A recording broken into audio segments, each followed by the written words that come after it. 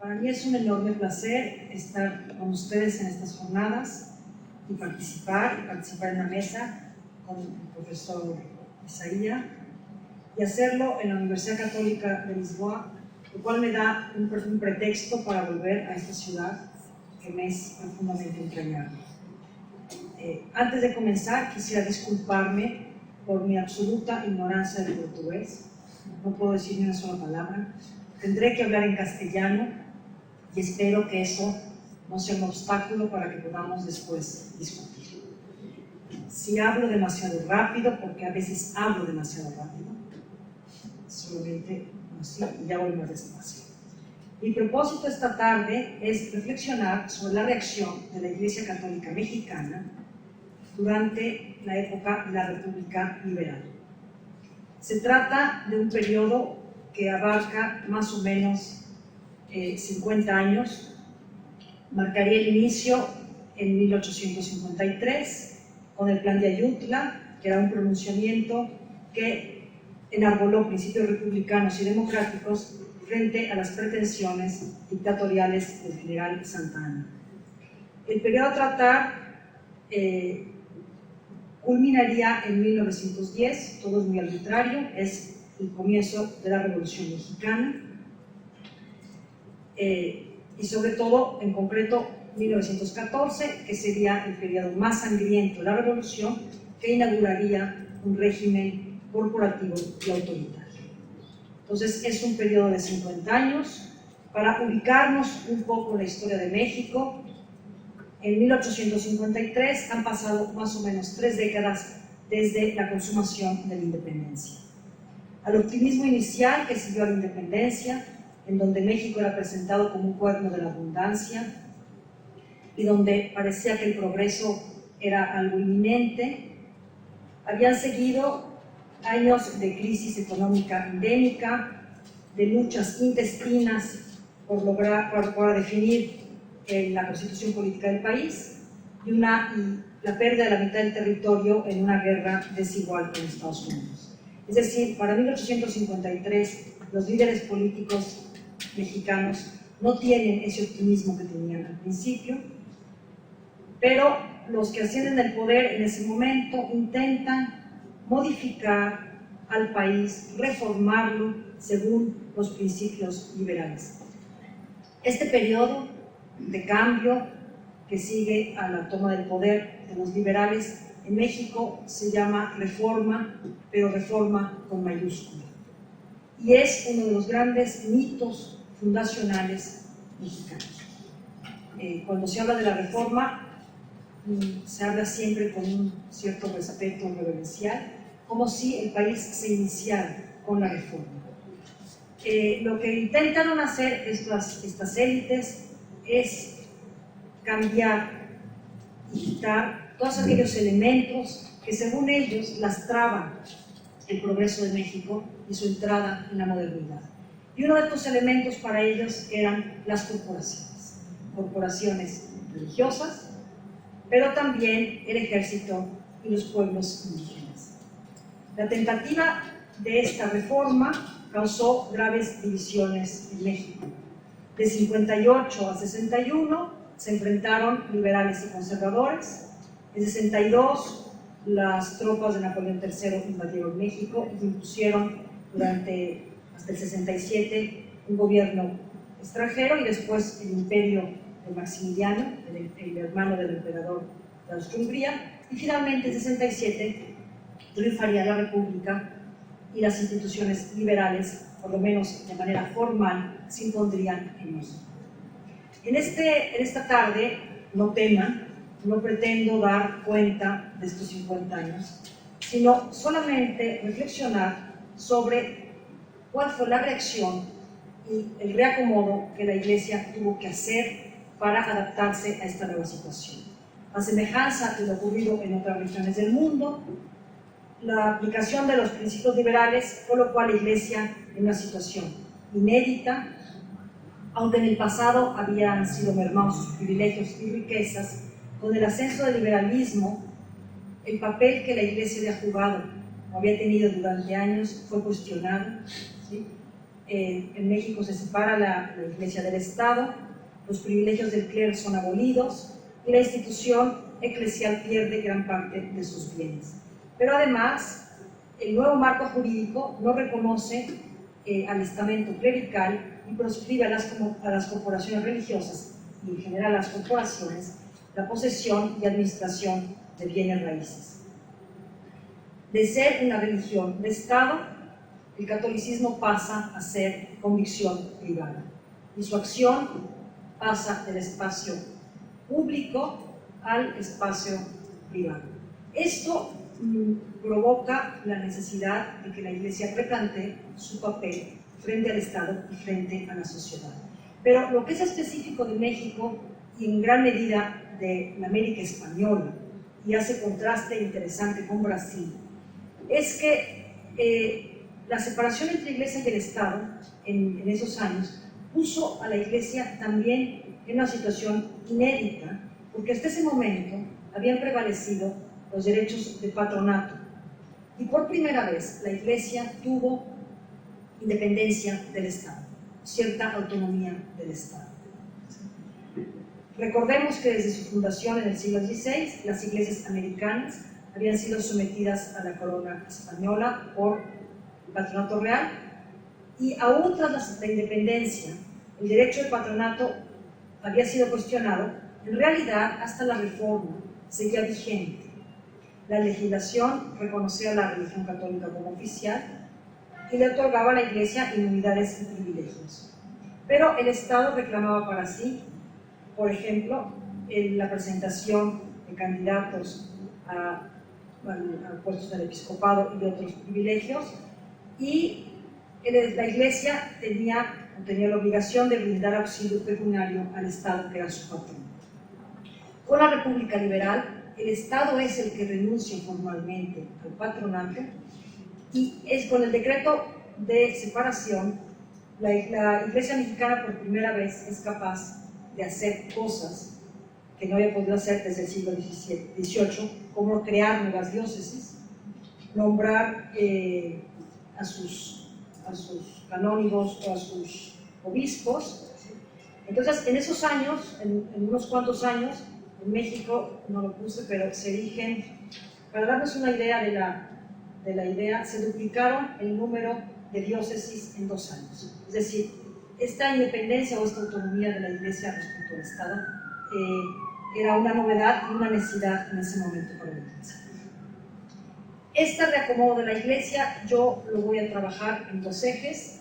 Primero, cómo la Iglesia crea una nueva imagen de sí misma y una nueva imagen de lo que es su relación ideal con el Estado. Y por otro lado, ¿qué estrategia utiliza la Iglesia en México para mantener su influencia a pesar del triunfo del liberalismo y a pesar de una legislación adversa a sus intereses? Lo primero, la imagen. El triunfo del liberalismo obligó a la Iglesia Católica a definir la imagen que tenía de sí misma. Durante el proceso de desamortización que siguió al ascenso de los liberales al poder, hay un cambio muy claro de la imagen que las cartas pastorales reflejan, que la Iglesia refleja sobre sí misma. En un primer momento, ante los decretos de desamortización, el discurso eclesial se ubica en un estado en donde todavía rige el patronato. Y entonces los obispos se limitan a rechazar la desamortización con consideraciones exclusivamente de carácter político o económico. Pareciera ser como que los obispos tratan de convencer al Estado de que sus medidas o los argumentos de sus medidas son falsos. Y entonces la argumentación eclesial va a ser, por ejemplo, argumentan frente a un Estado que decía que la propiedad eclesial era una rémora para el progreso, ellos intentan probarle que los préstamos eclesiásticos o que la propiedad eclesial ha cambiado de manos, que no está en manos muertas, que circula, pero siempre son consideraciones políticas o económicas. No cuestionan en realidad el derecho que tiene el Estado para desamortizar, porque están reconociendo en ese momento el Estado es su patrón y tiene derecho a exigir ayuda económica. El único elemento doctrinario que se usa en un primer momento es reivindicar a la Iglesia Católica como un propietario individual. Es decir, si el liberalismo defiende la propiedad de los individuos, la Iglesia tiene derecho a la propiedad. Pero no es un argumento de carácter religioso. El cambio se da unos cuantos meses después, y lo que a mí me parece interesante es que el cambio se da a partir de que el Estado empieza a utilizar argumentos de carácter religioso para convencer a la Iglesia de la justeza de sus medidas. Entonces, el ministro de Justicia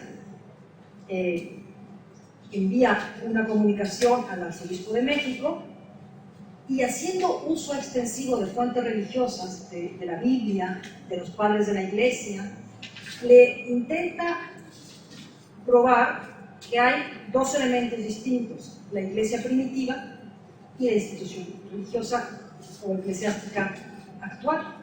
Y el ministro de Justicia lo que dice es que la misión de la Iglesia, la primera, la Iglesia primitiva, era solo espiritual, y que según su fundador no debería poseer propiedades y privilegios.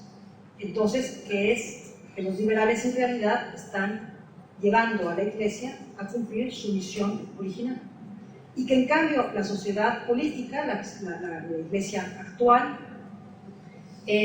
tiene inmunidades y privilegios gracias a una concesión del Estado, y si el Estado lo da, el Estado lo quita. Cuando esta argumentación liberal, cuando se hace esta argumentación liberal, es cuando el argumento de los obispos cambia radicalmente. Entonces deja de ser una argumentación política o una argumentación económica y empieza a ser una argumentación doctrinaria. Los obispos lo que responden a esto es que la Iglesia no es una sociedad política, es una sociedad perfecta. Y entonces este concepto de sociedad perfecta, que ya era un concepto, digamos, que circulaba, en México adquiere una primacía absoluta en el discurso eclesial. El adjetivo de perfecto, dado a la Iglesia, hacía referencia a que desde sus orígenes y por voluntad divina era una sociedad que no estaba subordinada a ninguna otra, que tenía derechos absolutos para enseñar, gobernar y legislar sobre sus miembros, y que poseía plenos derechos y soberanía para llevar adelante su misión. Era independiente del Estado y no podía estar de ninguna manera sujeta a él. Es más, dado que la misión de la Iglesia era superior a la misión del Estado, el Estado debía reconocerla y rendir culto público a Dios y proteger a su Iglesia. Desde ese momento, para rebatir el argumento del Estado, toda la argumentación de la Iglesia de este periodo, hasta después de la Revolución, va a basarse en la Iglesia como sociedad perfecta, y la Iglesia va a hablar en adelante de los sagrados derechos de la Iglesia.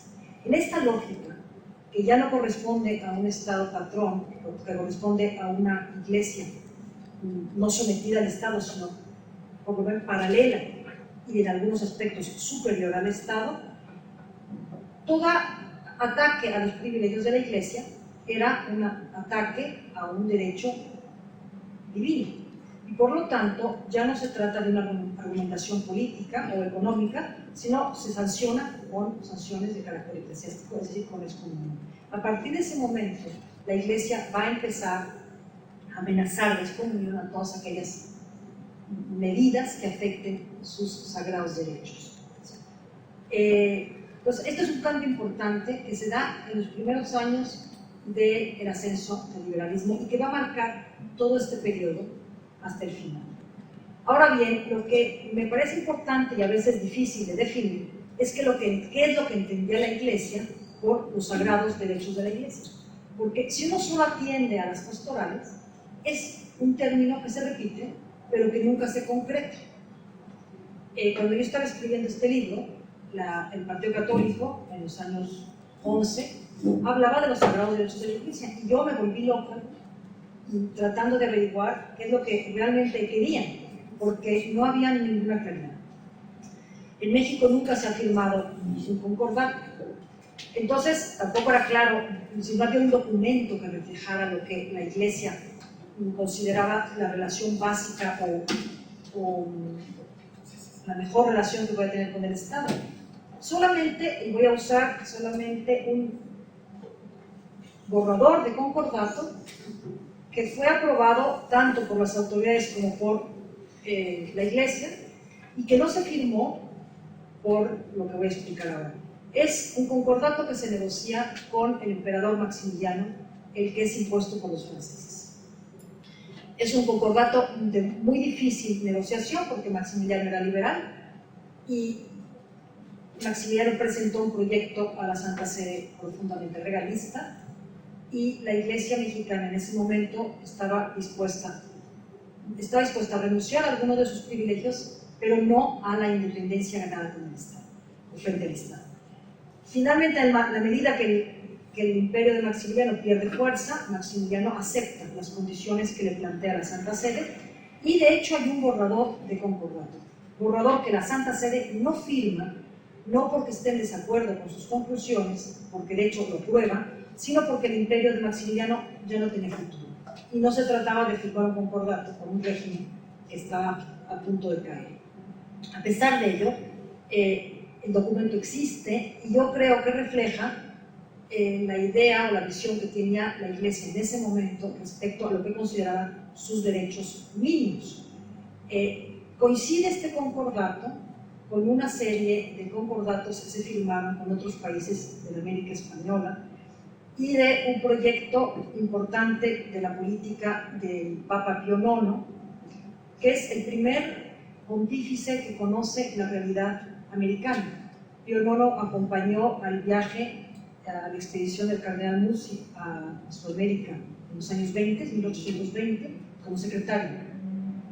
Y parte de su experiencia en ese viaje, en donde no se logró ningún acuerdo por problemas de patronato, creo yo que es lo que influye a este Papa en su intento por regular las relaciones de la Santa Sede con los países americanos.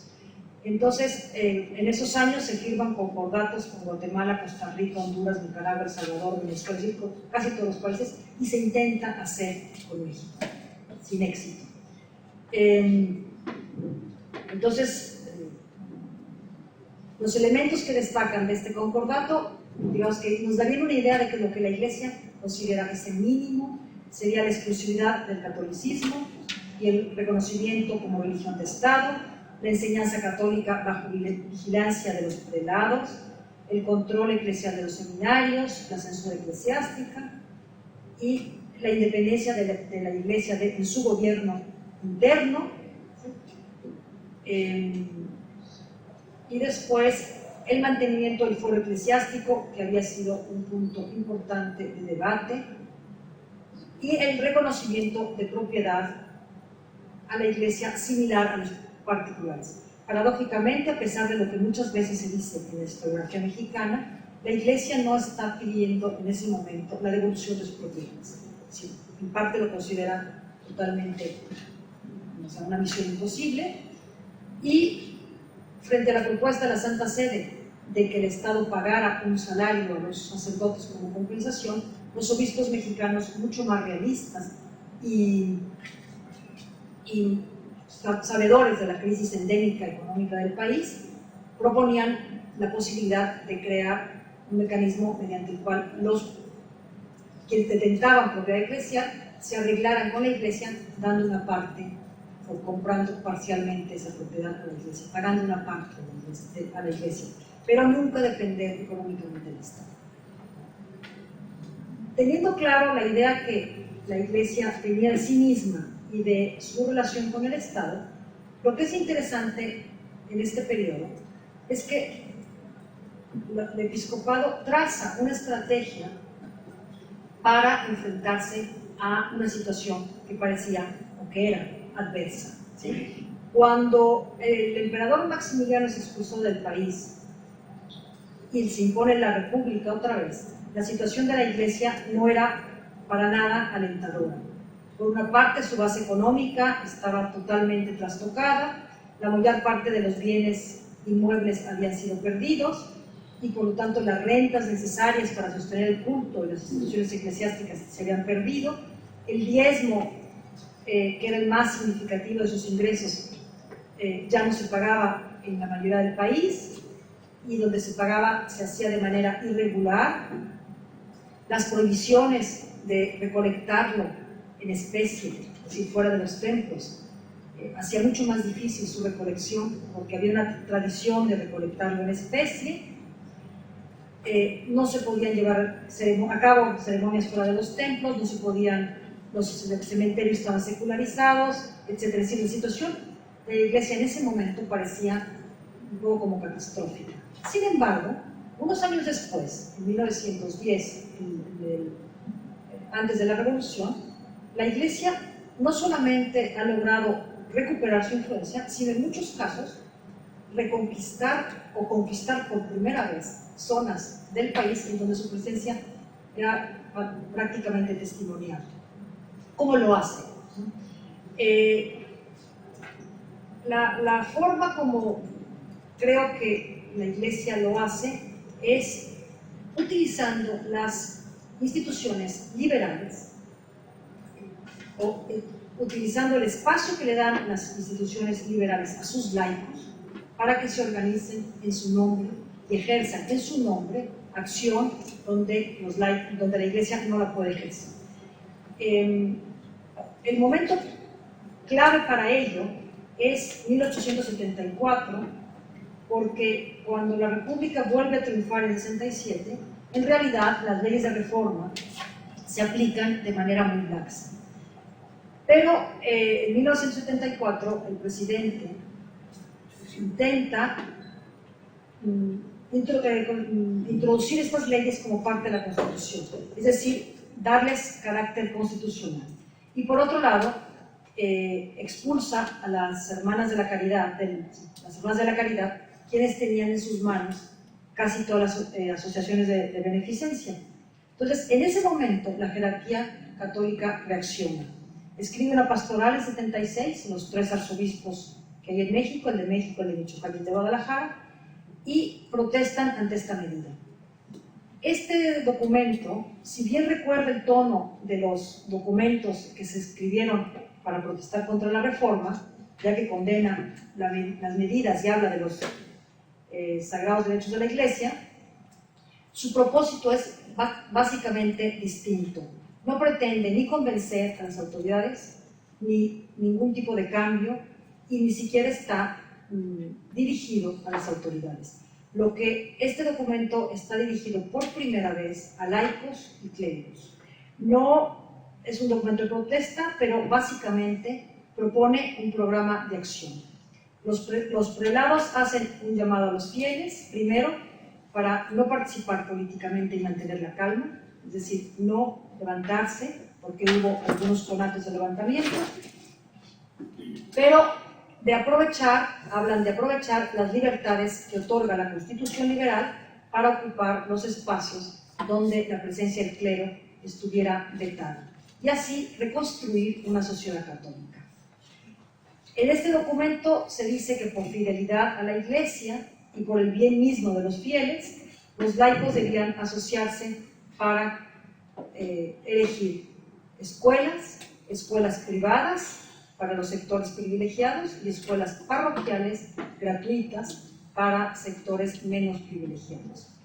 La libertad de enseñanza garantizada por la Constitución, permitía que los laicos construyeran estas escuelas. Asimismo, pide a las mujeres que se asocien para sustituir la labor de las Hermanas de la Caridad. No se trata de que ejerzan, como en el pasado, su caridad privada o que lo hagan de manera individual. Se trata de un llamado a asociarse para construir establecimientos de beneficencia católica, que son laicos en su forma, pero católicos en su fondo. Y tanto escuelas como centros de beneficencia estarían sometidos a los párrocos. Entonces se buscaría reedificar una sociedad católica con base parroquial, El párroco en adelante no solamente tendría la cura de almas en su mano, sino la educación de la juventud y el socorro de los pobres. Y un elemento muy importante para favorecer la actuación de los católicos, sin poner en juego su fidelidad a la Iglesia, se creaba una estrategia que incluía las contraprotestas. Es decir, en 1857, cuando la Constitución liberal se aprueba, había que protestar, cumplirla. Los funcionarios públicos tienen que protestar que la cumplirían. Y entonces la Iglesia condenó a la excomunión a quien protestaba la Constitución, con lo cual excluía a los católicos de cualquier participación política. En este momento se establece como estrategia las contraprotestas, es decir, los católicos podían protestar en público, guardar la Constitución, y después firmaban en privado, en la parroquia, una contraprotesta en la cual decían que este juramento salvaguardaba los derechos de la Iglesia. Eso permitía que los católicos pudieran tener una participación pública como cualquier ciudadano, ¿sí?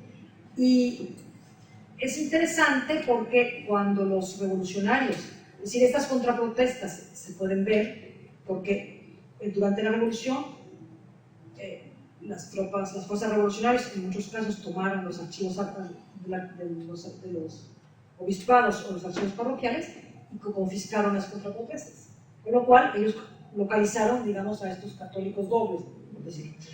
Y los expulsaron del país. Es decir, este es un documento que es interesante porque se quedaba por escrito, ¿no? Esta estrategia, su éxito es extraordinario.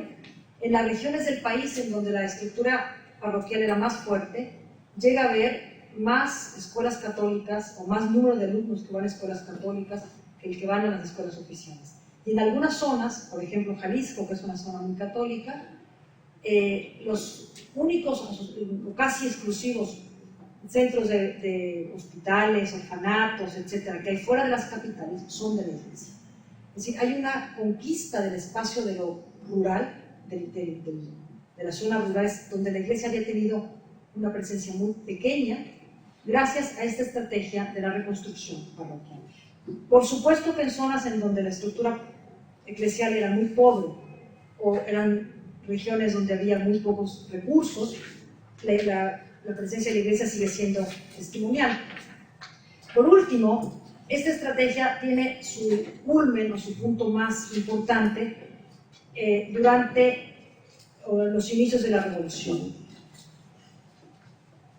Esta reconstrucción supuso o suponía también cierta tolerancia de las autoridades que no aplicaba Porfirio Díaz, que era el dictador en ese momento, no aplicaba las leyes de reforma o no aplicaba el espíritu de las leyes de reforma. Y había un cierto acuerdo entre el régimen y la Iglesia de mantener a los católicos fuera del espacio político.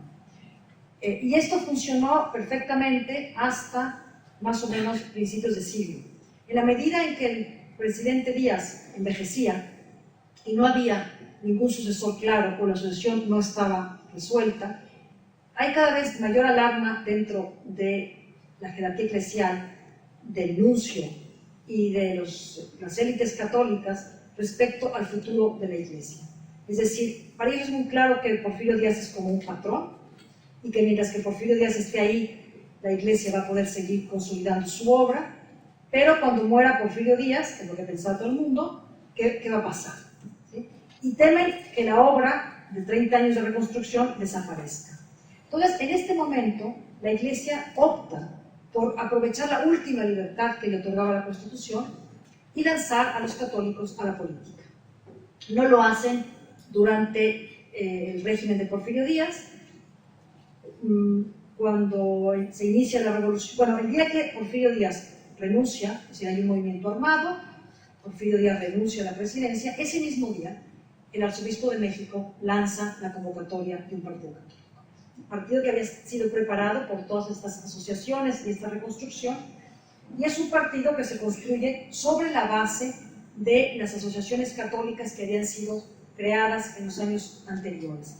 Es un partido que tiene una fuerza sorprendente en el centro y occidente del país y que compite en el primer periodo de la Revolución, que es un periodo en donde, después del alzamiento de Madero, es básicamente un periodo de transición política, yo no diría pacífica, pero donde hay zonas del país que no prevalecen las armas.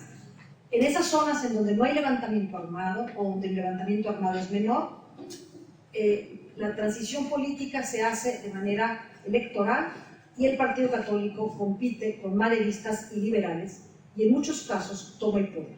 Entonces, de una ausencia de más de 30 años de la esfera política, del escenario político, los católicos, a través de esta red de asociaciones, logran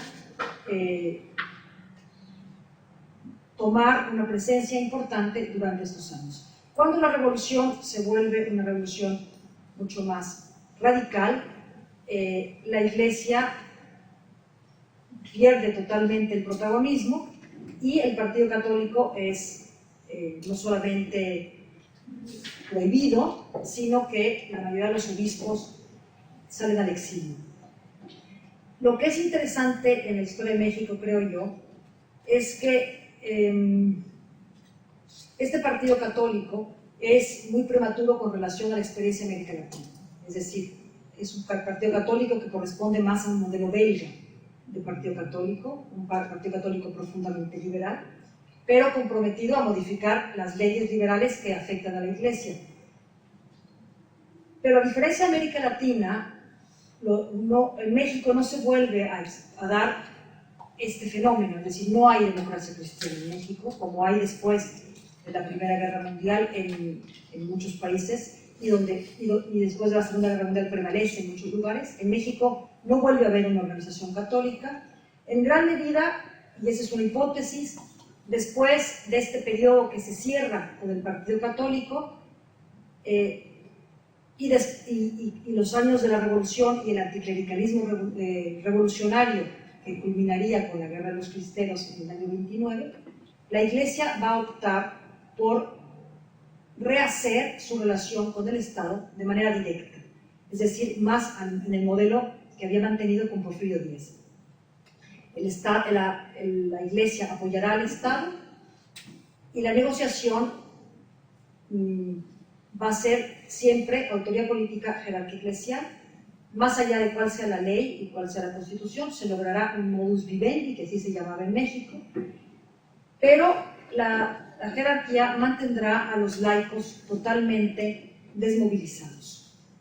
Es decir, en México, a partir de la cristiada, la Asociación Católica es una organización profundamente piadosa, pero no es una organización activa, y frente a un Estado corporativo y muy autoritario, la Iglesia opta por conciliarse con este Estado y mantener a los laicos al margen de cualquier tipo de actividad. Entonces, este periodo liberal es interesante porque creo yo que es el único momento en que la Iglesia mexicana apuesta por una participación mucho más activa de los laicos en la reconstrucción de una sociedad católica. Después, el régimen no lo permitirá, pero la Iglesia tampoco luchará por ello. Y bueno, yo acabaría con esto. No sé si hay cualquier pregunta, comentario, pues agradezco.